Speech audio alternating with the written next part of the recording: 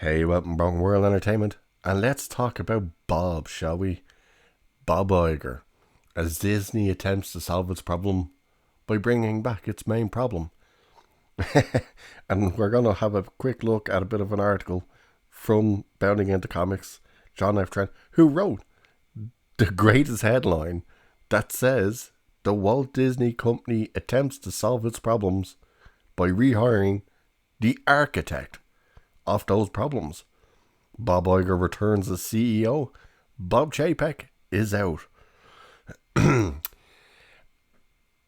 if we take a step back and look at it, we had Bob was in place. Bob started ruining things. Bob left but was replaced with Bob. Bob ruined things. Bob is out and Bob is back. That's a lot of bobbing up and down, I think. So the Walt Disney Company announced that the former CEO Bob Iger was named CEO by the Disney Board of Directors after Bob Chapek was seemingly fired from his position. Get this, I said in the other video that from what I heard was that, and I wasn't sure if I even heard it right, was that Chapek was pulled out of a Elton John concert. It's a little worse than that.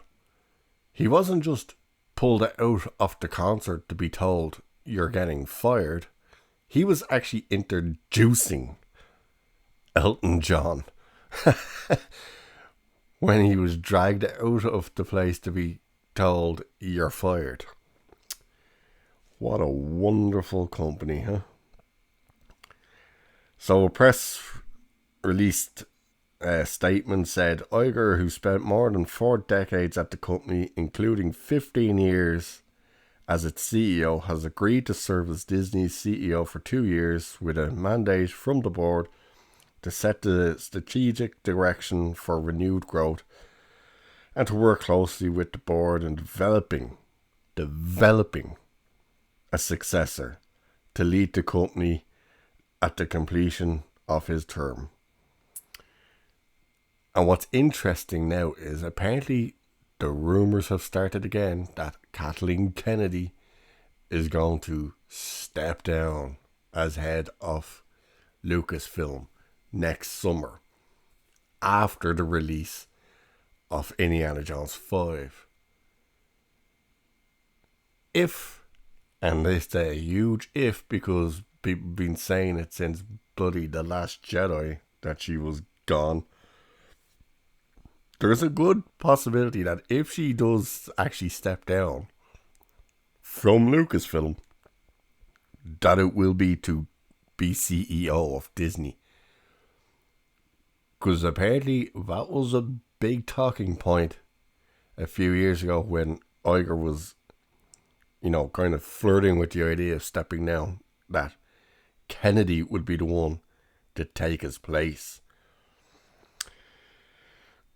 God help us. So Iger released his own statement saying, I am extremely optimistic for the future of this great company and thrilled to be asked by the board to return as its CEO, which is quite different from the statement he released when he stepped down, as he put out saying, being retired is fantastic, best thing ever.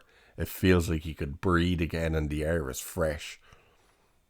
You haven't even been gone a year.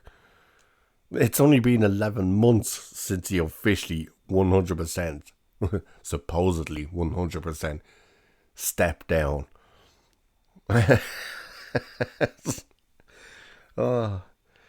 He continued though, Disney and its incomparable brands and franchises hold a special place in the hearts of so many people around the globe. And we just went out and fucked them all up. Oh, sorry, no, he didn't say that part. Most especially in the hearts of our employees, really. So fuck the fans. Our employees are the ones who hold it most dear. Okay. Jesus Christ. Whose dedication to this company and its mission is an inspiration. I am deeply honoured to be asked to again lead this remarkable team with a clear mission focused on creative excellence to inspire generations through unrivaled, bold storytelling. He's just reading the script again. Inspiring generations through unrivaled, bold storytelling. What are you unrivaled in, and what is your bold storytelling? What, the Eternals? Jeez. And here's how bold and stunningly brave and inspiring they are. This move comes shortly after the Walt Disney Company's poor fourth quarter earnings results. Yahoo Finance's Jared Beikler, whatever, commented on the company's report saying, well, misses all round, at least on the top 3 key numbers here. He explained, so subscribers for Disney Plus, Bob Iger's baby, that's one of the big ones. That's where the focus is. $118.1 million. That's up 1.8% quarter over quarter. But it is short by about $1.5 million of what Wall Street was expecting. That exact number is $119.6 million. Adjusting EPS coming in light as well, $0.37 versus an estimated of $0.49. So off by about 12 right there. Revenue also missing $18.53 billion. Jesus. That's up almost 9% quarter over quarter, but a little bit short of the Wall Street, as they estimated 18.78 billion. So things aren't exactly shining all sunshine and roses over there, eh? And this is one of the things. This is where the conversation really took place with, hey, what is one of the big reasons of Chapek being removed? Iger being brought in. What it really shows is how financially, behind closed doors, they are screwed. It's clearly worse than anyone predicted.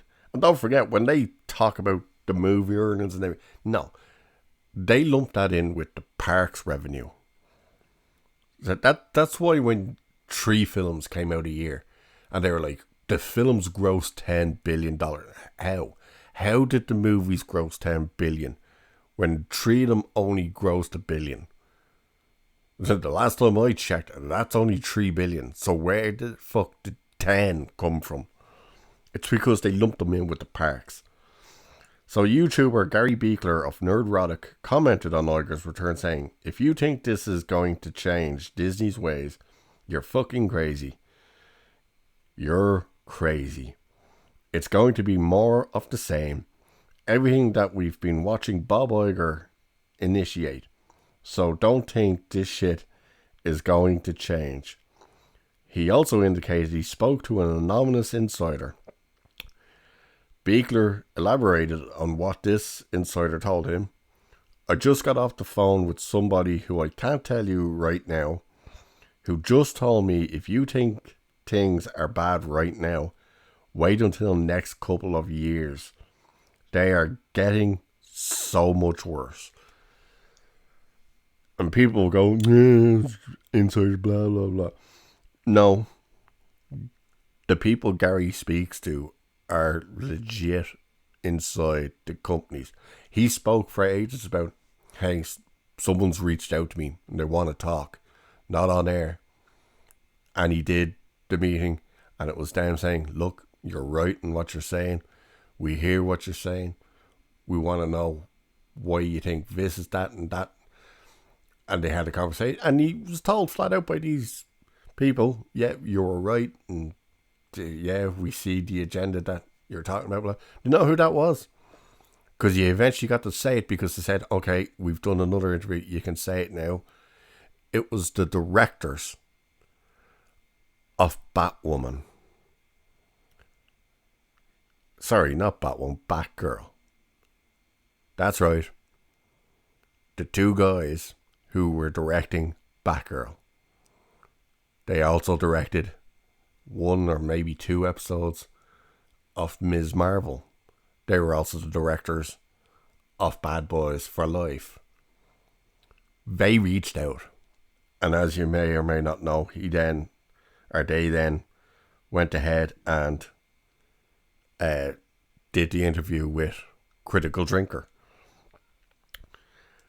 But we all knew that good old Chapek, or Paycheck as everyone likes to call him, was just going to be the fall guy anyway. Because everything that's in here right now with the problems with Disney was all Iger's doing.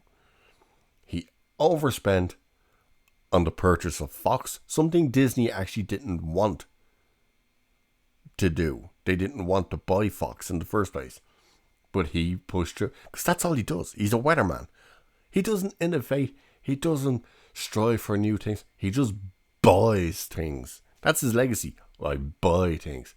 His legacy, when he left, do you remember his statement? What he said were the two greatest achievements he ever did?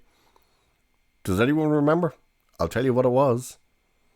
I'll tell you right now. Are you ready? He said, my greatest achievements was buying Star Wars and Marvel and making Black Panther.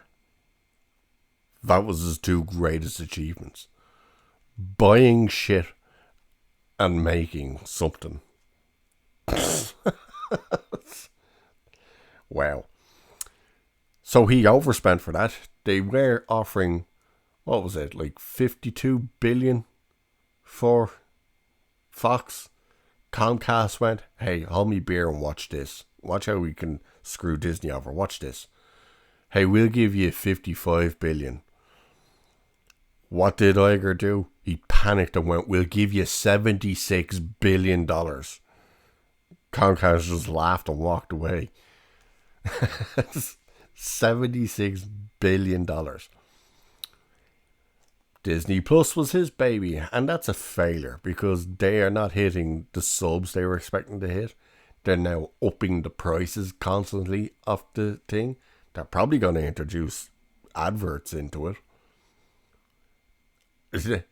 Nothing is successful on it. The Marvel shows are disasters, especially Ms. Marvel and She-Hulk. Star Wars is not doing well on there.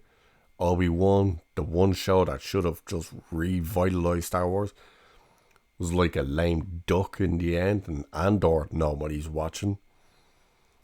Galaxy's Edge, he signed off on that. When Kathleen Kennedy said, we've more Star Wars ahead of us than behind us, we can't cater to the 50-something-year-olds, she said that to Bob Iger, and he agreed and signed off on them changing Galaxy's Edge from Tatooine to wherever the hell it's supposed to be. He signed off on that. Everything in Phase 4, he signed off on that. Everything you've been watching, that was all his green lighting. So, poor old Chapek was simply the fall guy. Iger saw the writing on the wall. He saw shutdowns coming. He saw the profits going down. And he went, I'm out. Peace out. Good luck. He left. Chapek comes in, takes the fall, and now he's going to waltz back in and be the White Knight, the saviour.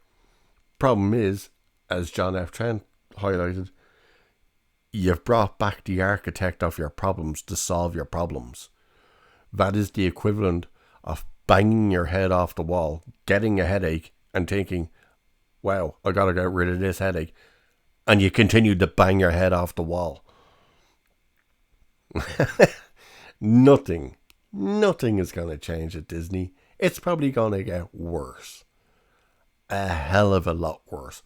More woke agenda pushed, more female centric agenda pushed, more not so secret gay agendas pushed. Get ready for all that shit in your kids' movies. Or I should say, a lot more of it in your kid movies. So what's the problem with Bob? The problem with Bob is Bob. Pfft, the goddamn weatherman. He loves lamp. Anyway, with that, I'll leave it here for this one. Cheers, and I'll catch you in the next one.